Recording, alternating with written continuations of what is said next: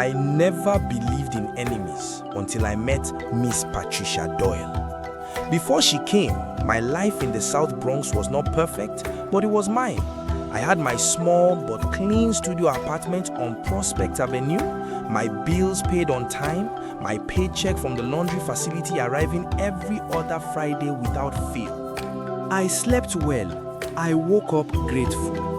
My name was Keisha Williams, and even though I lived simply in one of the toughest neighborhoods in New York City, I carried myself with dignity. Then, one cold Monday morning in February, a van pulled up outside my building. I watched from my window as beat-up furniture, black garbage bags stuffed with clothes, and broken cardboard boxes came out one after the other. A woman stepped down from the passenger seat. She was big, not just in body, but in presence.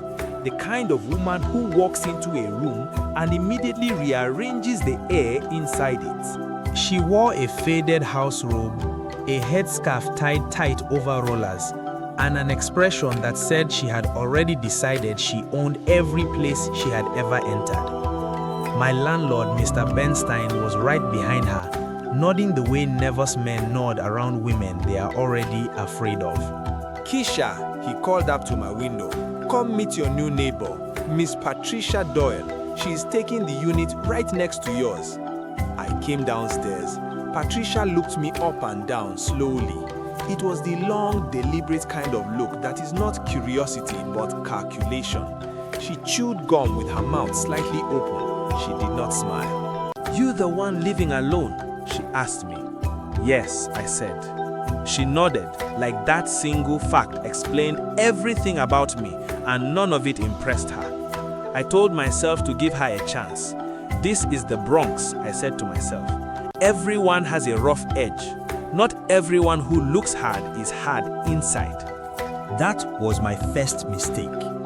Within 1 week, Miss Patricia Doyle had done 4 things that should have sent me running straight to a new apartment. She played music, loud and bass heavy, and wall shaking, every night past midnight, then knocked on my door at 7 in the morning to borrow sugar she never returned.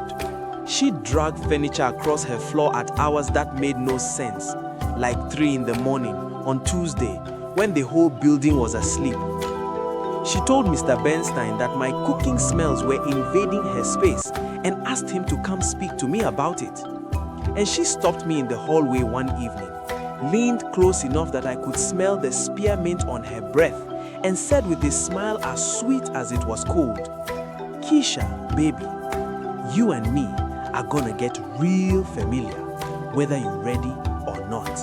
I laughed it off and went inside. But that night, I could not sleep. Because something about the way she said those words did not sound like a woman trying to make a friend.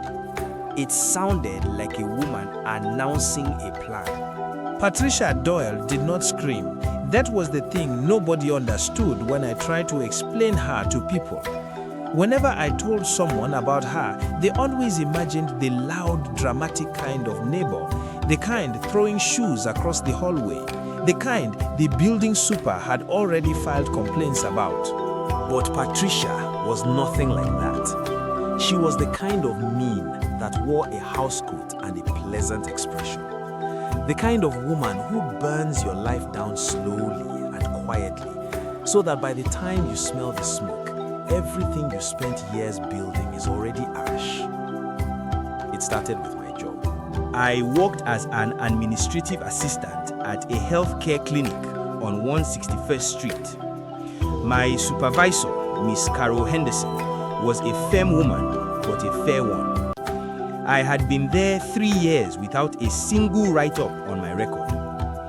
Then one afternoon, Miss Henderson called me into her office and closed the door behind me. Her face was arranged in a way I had never seen before. Tight, careful, like someone carrying something heavy and trying not to drop it. "Keisha," she said, "we received an anonymous complaint from someone identifying themselves as a concerned community member. She slid a printed email across the desk toward me. They are saying you have been sharing patient information outside the clinic. The room tilted. I stared at that email and felt my entire body go cold from the inside out. I had not shared anything with anyone. I did not even take my work phone home. I kept my professional life and my personal life completely separate because I understood the weight of the job I was trusted to do. But I could already see the doubt spreading across Miss Henderson's face like a watermark on paper, and I knew from the look in her eyes that no amount of denial from me was going to wipe it clean that day. I drove home that evening, wrapped in a silence so heavy it felt like a second body sitting in the passenger seat next to me. Patricia was on the front stoop when I pulled up, wrapped in her robe despite the cold February air, drinking from a McDonald's cup like she had nowhere to be and all the time in the world to get there. When she saw me climb out of the car, she raised one hand in a slow, easy wave. "Long day, baby," she called out. Something cold moved through me from my neck to my feet. I walked past her without a single word. I sat in my apartment that night and tried to make sense of what was unraveling around me. I had lived in that building quietly for 2 years. I had no trouble with anyone on the block. Then came the night I heard what I was never meant to hear. It was close to 1 in the morning. I was lying in bed staring at the ceiling with my mind running circles around itself. Patricia's voice came through the wall, low and careful, the way people speak when they are certain the rest of the world is asleep. She was on the phone. And I heard her say my name, Keisha.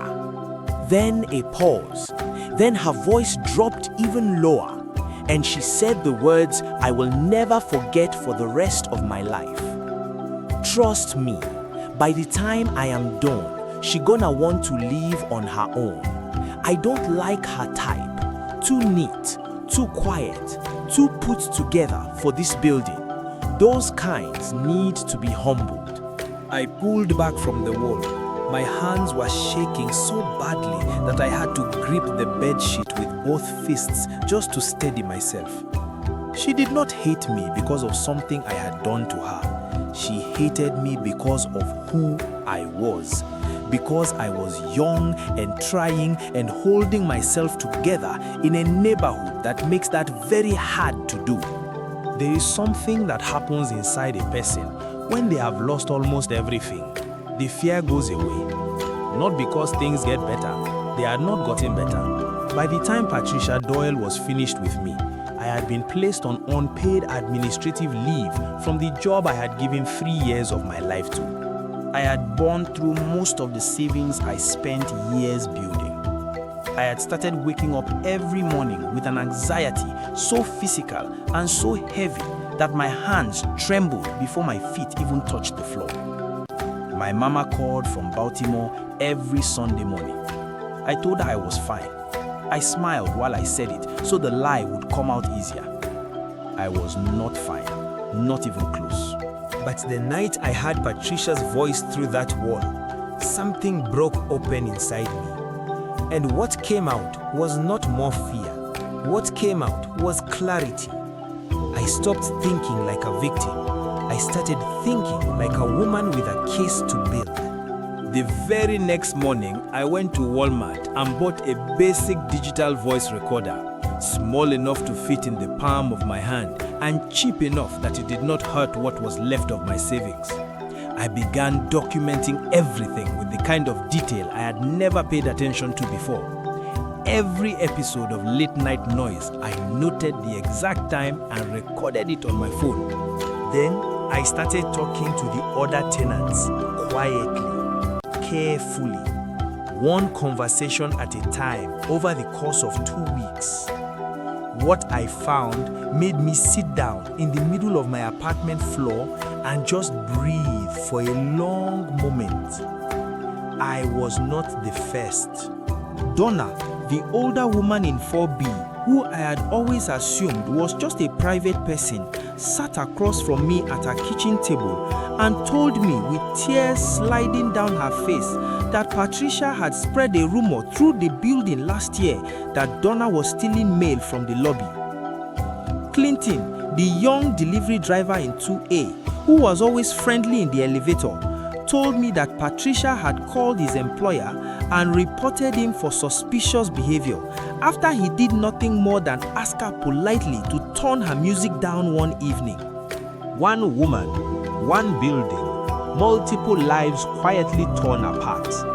And she had made sure that none of us ever sat down and compared notes. That was her whole system.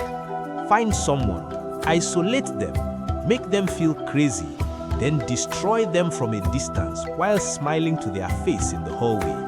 I spent 3 evenings at Donna's kitchen table drafting a formal written complaint addressed to Mr. Bernstein and copied to the building's management company. It was signed by 4 tenants.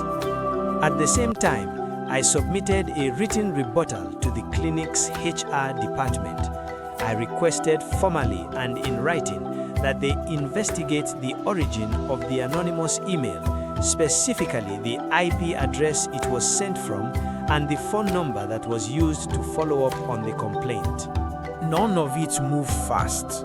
Real life does not move fast the way we sometimes wish it would. There were days I sat by my window and wondered if I was wasting my time. But the truth has a particular stubbornness about it. In a city as crowded and connected as New York, somebody always knows something. Somebody always talks. The anonymous email to the clinic was traced to a public library computer 4 blocks from our building. The follow-up phone call came from a prepaid number purchased at a Walgreens on Jerome Avenue, 2 blocks away. Miss Henderson looked at me across her desk one afternoon, closed the folder in front of her, and said quietly, "Keisha, I believe you. Come back to work Monday." I held it together until I got to my car. Then I sat in the driver's seat and cried until my chest hurt. And after that, I felt lighter than I had felt in months. Back at the building, the formal complaint signed by 4 tenants changed the dynamic entirely. Mr. Bernstein served Patricia a notice to vacate. She did not receive it gracefully.